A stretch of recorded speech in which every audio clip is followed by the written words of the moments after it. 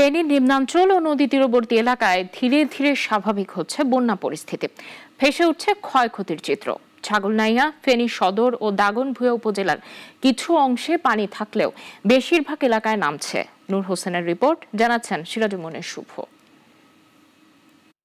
বন্যায় প্লাবিত হওয়া ফেনীর পরশুরাম, ফুলগাজী ও ছাগলনাইয়া উপজেলার পানি নামতে শুরু করেছে। তবে কিছু এলাকা এখনও পানিতে নিমজ্জিত। সড়কে যান চলাচল স্বাভাবিক হতে শুরু করেছে, জনমনে ফিরেছে স্বস্তি। পরশুরাম ও ফুলগাজী উপজেলায় বাঁধ ভাঙনের কারণে নতুন করে প্লাবিত হচ্ছে ছাগলনাইয়া, ফেনী সদর ও দাগনভূঞা উপজেলার আংশিক এলাকা।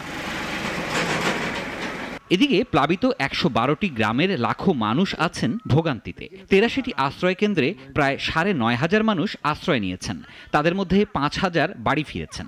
তবে পানি কমার সাথে সাথে বেরিয়ে আসতে শুরু করেছে দুর্গত এলাকায় ক্ষয়ক্ষতির চিত্র। কৃষি, মৎস্য ও প্রাণী সম্পদ বিভাগ জানিয়েছে, বন্যায় ২,৩৫০টির বেশি মৎস্য ঘের ও পুকুর এবং ১,৬৫৫ হেক্টর আমন বীজতলা ক্ষতিগ্রস্ত হয়েছে।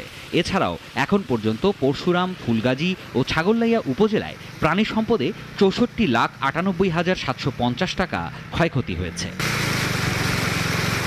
এর আগে ভারী বৃষ্টিপাত ও ভারতের উজানের পানিতে গত মঙ্গলবার মুহুরী, কুহুয়া ও সিলোনিয়া নদীর বন্যা নিয়ন্ত্রণ বাঁধের ২১টি অংশে ভাঙন দেখা যায়।